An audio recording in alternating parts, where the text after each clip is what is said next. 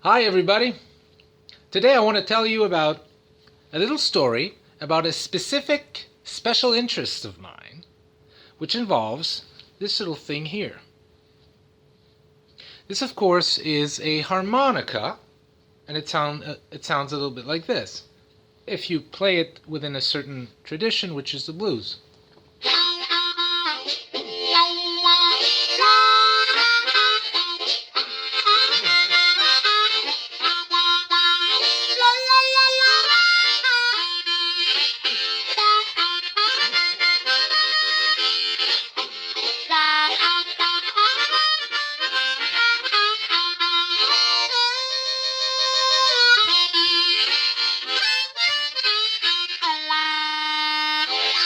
So, what's the story here? Well, this is a neat little interesting story about perseveration and special interest. Now, we know that autistic people, and I'm talking mainly for myself here as a person who's diagnosed with low needs, autism spectrum disorder. We know that quite often autistic people develop very deep, specific interests that they keep coming back to over and over again. They become kind of obsessed with something, and this is very much what I am. Geez, is if there was ever a truer statement than that, I've never heard one. My life is about special interests. It really, really, really is. It's pretty much all it's about. In a sense. And one of these special interests, though less now, for many years was the harmonica. Now, why am I talking about this? Well, because there's a really interesting story, and the basic gist of the story is basically that sometimes your special interests can actually lead you places, interesting places that you wouldn't have expected. So the story goes like this: around about 12 years ago, let's say. I was doing my PhD, and my wife gave birth to our first child. It was a son. It was a guy. It was a boy. It was a guy. It was a guy. He came out. He was like, "Mom." No, it was a son, obviously, and I was. This will make no sense right now, but it'll make sense later. That transition. I was on YouTube a lot during that time because I was at home often with our son, and so was my wife. Obviously, I was a PhD student, so I didn't need to be any particular place. I could just work at home, and I would often just mess around on YouTube. And one day, on YouTube, I'm very interested in music in general, and so one day on YouTube, I saw this clip of this blues man called James Cotton. And he was playing a song called "Don't Start Me Talkin'." And it starts with a very specific harmonica part. It goes a little something like this, I think.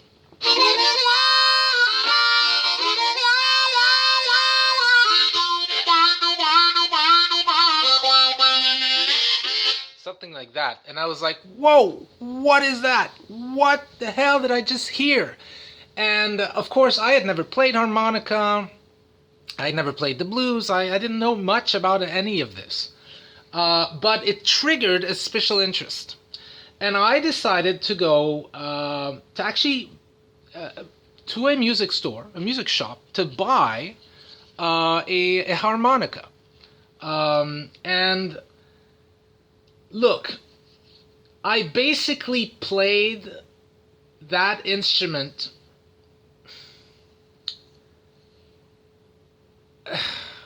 maybe for 3 or 4 years every day. I'm not joking. Probably something like 5 hours a day at minimum. All the time. All the time. It would drive my wife nuts. Obviously. Like absolutely nuts. And she was right to feel that way. Because harmonica doesn't sound very good when you're starting and you're not very good. It kind of sounds like... And it's like, oh, what? That's a horrible sound. When you're a bit better, you can kind of, make it sound a little better, like...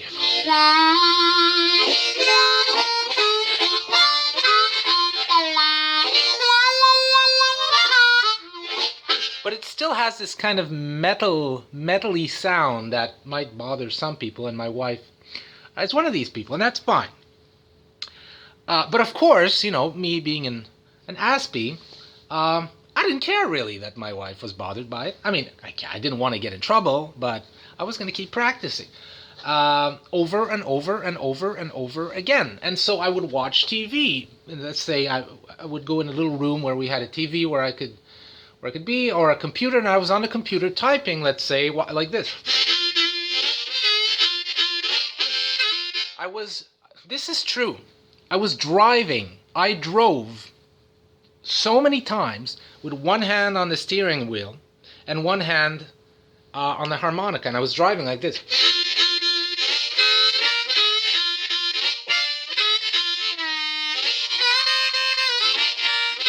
I remember cooking. These ain't jokes. I would cook, and I would be cutting food or mixing, stirring the pot or whatever, or preparing something with my hands, with my right hand and my left hand.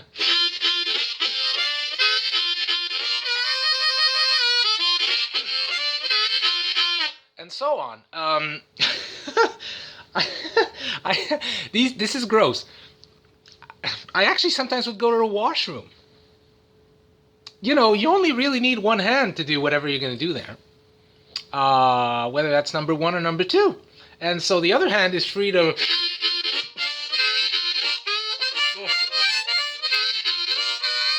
and so on. I would take walks. Sometimes I would, I was a PhD student. I was locked inside working, kind of not going anywhere. So sometimes I would take walk in our neighborhood. Take walks in my neighborhood. And when I would walk around all the time. And I listened. Look, I found YouTube videos on how to play the harmonica, and I would watch them all day long.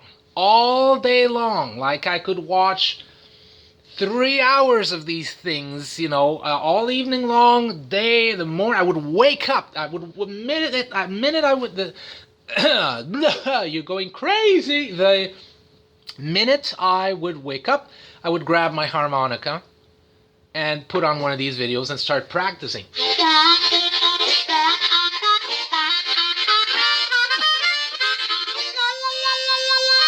And I would just keep doing that. And it was insane. Like, I mean, I don't mean insane like it was... Okay, let me restate that. It was quite atypical.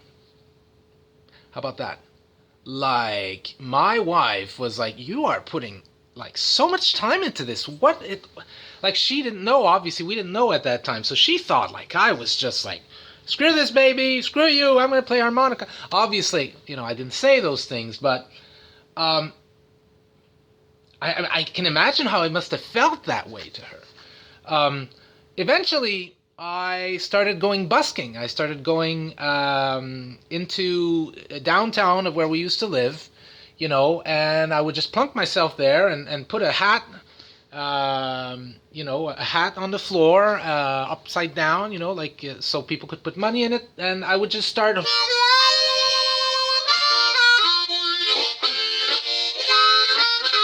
And it worked. People actually started putting a bit of money there, and I would And I had some friends who would play guitar, so I would say, hey, you want to come? And I don't know how to play the blues. Doesn't matter, we'll just do something. And then eventually I started singing. It was like,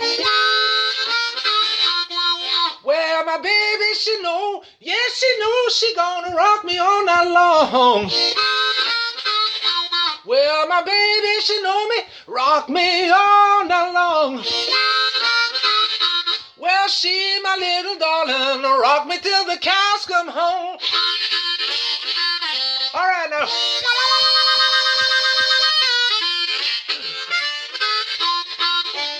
And so on, and I would just all the time, I would do that as much as possible. I bought an amplifier with a microphone for harmonica, and I would play in our little apartment, and my wife was going crazy, and, you know, it, yeah, I don't know that I feel bad, but I'm really conscious of the fact that that was difficult for her. I was in a full harmonica mode for years, and eventually we got a band together. I got to know players. See, where I used to live, there were jams. There were blues jams where you would go every Sunday. There was a pub there that a band would host the Sunday afternoon, and if you wanted to sing a blues song or go up and sing with or without harmonica or whatever, you could go up and do that. And the thing is, when I did that, I blew people away. Now, why did I blow people away? Well, you could say that I'm quite talented. I think there's something true about that, and that music does kind of come naturally to me. That said, I've always been very interested in music, and so it's that might explain why. But also, I sunk in a lot of hours into this, like a ton of hours. So when I started going out playing, at jams and so on, people were blown away because they were looking at somebody who, in terms of amount of practice, in 1 year had the amount of practice that maybe normal people would have in like 6 or 7 years, and so I got really good at this, and so where did this lead me? Well, interestingly, I don't play music very much now because I don't have much time, and I moved, and I kind of lost my bandmates. But I'll get into it in the future for sure. But the point is, I eventually landed opportunities to play in different national level blues festivals here in Canada, and even international blues festivals. We got to play with my band in Memphis, Tennessee. We went down there for a big competition, an international competition of blues. I got to play with wonderful musicians that are nationally and internationally known. And I was just known around my city as one of the guys to go to if you wanted harmonica on your record, if you were a musician recording harmonica, or if you were a blues player coming into town and you needed a harmonica player. There were a couple of the guys that were known to be like really good at it, that could really do a solid job, and I was one of them. And it's fair to say I never took really a harmonica course. I mean, I remember taking 2 or 3 lessons with somebody at the beginning, but I eventually dropped because I figured out I could do it by myself on YouTube. I could teach myself. And this is crazy. It landed me, here I am one day, playing on this stage of this international blues festival, and it's only because of the fact that in this case, thanks to the ASD, though my wife would certainly have a different version of that, and she should have. It's totally normal that she does. Thanks to the ASD, here I am standing on this international stage playing with these blues guys that are like, it's their career, and it's not my career. I'm just doing this for fun, but I'm good enough to do it, and I'm known. I've got a reputation for it. So it's crazy, isn't it? And so, special interests not everything. I have many special interests in life. I've had many. I'm going to continue having many. Most of them will only lead me to learn stuff that people don't know, or to develop some skill that other people don't know. But it won't. It'll stop there. It won't give anything else, and that's fine. That's fine. The point of the special interest is that it's intrinsically interesting. You don't need to have. It doesn't need to lead anywhere, but sometimes it does. With this little thing, it did. It led to, it led to playing with amazing musicians on stages at different national level and international level blues festivals, which is crazy. So that was my little story. I'll talk some more later on about many of my other special interests, which by definition I find interesting. Duh. And I'll lead you out with a little song. Here we go. Thanks for listening. Eh? Hey, remember to subscribe if you want to, and also hit the notification bell. That way you can be reminded whenever a video comes up from me. Enjoy, everybody.